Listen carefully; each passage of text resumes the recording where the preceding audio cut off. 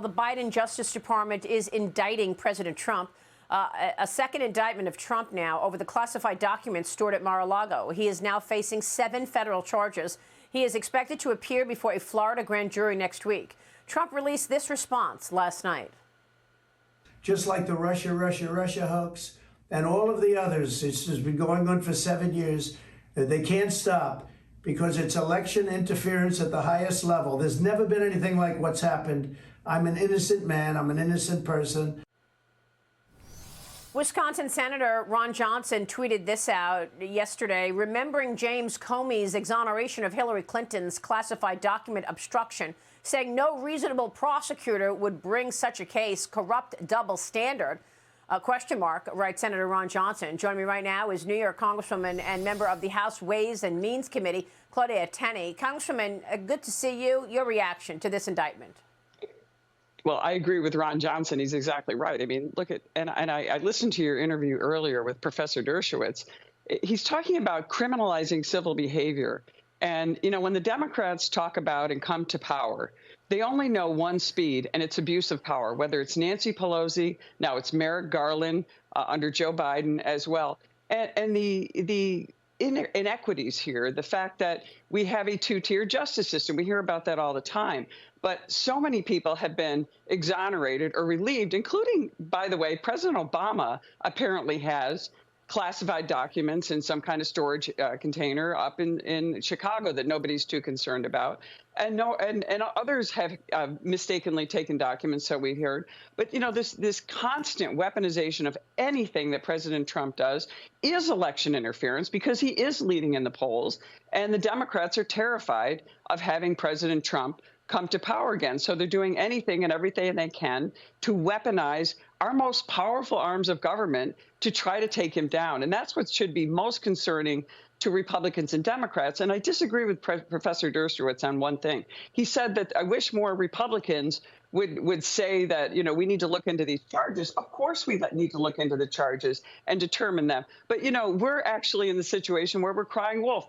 Look what happened with Alvin Bragg in New York City. Look at these phony charges that keep being brought against President Trump. And the fact that, you know, these would never be brought against a Democrat in a similar situation. And you certainly have to raise eyebrows when you look at the charges against Joe Biden. And one of your prior guests, I think it was Jason Chaffetz, my former colleague, said, how does Joe Biden live basically like a king on a salary that he's been, you know, since 1972, where he's been making government pay? It's just impossible. And unless you're already rich, it's hard to live like Joe Biden lives. And I can tell you that as a member of Congress. Oh, it's like 4 houses I think he has, including that beach house.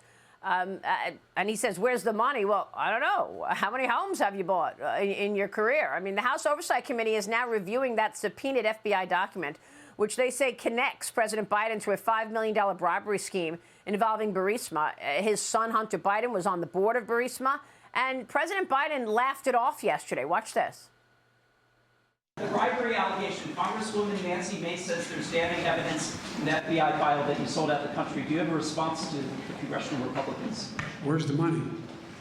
I'm joking. Mr. President, it's a bunch of malarkey. Says it's malarkey. Oversight Committee member Anna Paulina Luna was one of the lawmakers who viewed the document yesterday. Here's what she said in terms of describing it. Watch this. There is no doubt in my mind that Joe Biden is guilty of bribery, 100%.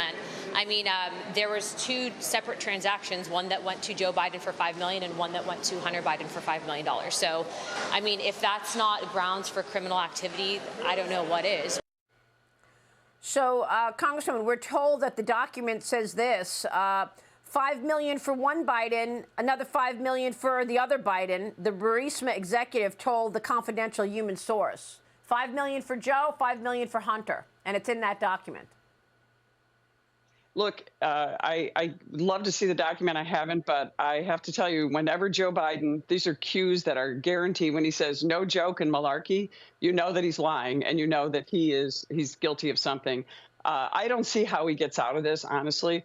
But if you want to, he said, where's the money? Show me the money. I'd look in the trunk of the Corvette because we know classified documents were found near the Corvette in the garage. Maybe the money's actually in the Corvette, or maybe it's invested in this big beach house that he has in Delaware or the other homes that he has. It's just inconceivable that the kind of money that Joe Biden has to be able to live the lifestyle he has, where does it come from? And I will allude, again, we need to get in. Why aren't we going after this Hunter Biden's laptop bombshell story? Miranda Devine revealed this. We saw election interference back in 2020 when big tech colluded with the FBI to suppress this story. In the New York Post, a venerable newspaper that came out with this story. I mean, this is the kind of stuff that is really, I hate to use the word banana republic, but it's embarrassing for Americans to have this kind of thing happen. We have got to enforce justice equally, and that's really the bottom line. And, this is not happening on one side or the other. It's just happening against Republicans with a targeted focus on President Trump because he imposes or is a threat to the Democrats. Yeah. Why is he such a threat? Because he's going to undo the corruption? I mean, he's not afraid to call it out. You talk about election interference in 2020. Don't forget 2016 with the whole Russia collusion lie made up by Hillary Clinton and her campaign. And the FBI didn't even investigate claims of her own influence peddling, taking money with the Clinton Global Initiative and the Clinton Global Foundation.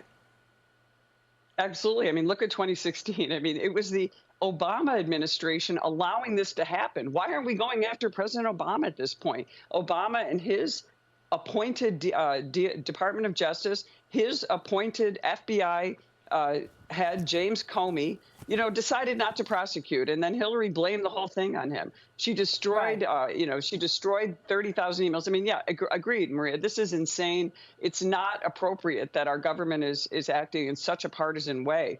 We want to see fairness. And I think Republicans want to see fairness. This is just unfair. It is abuse of power. There is just no other way to look at it.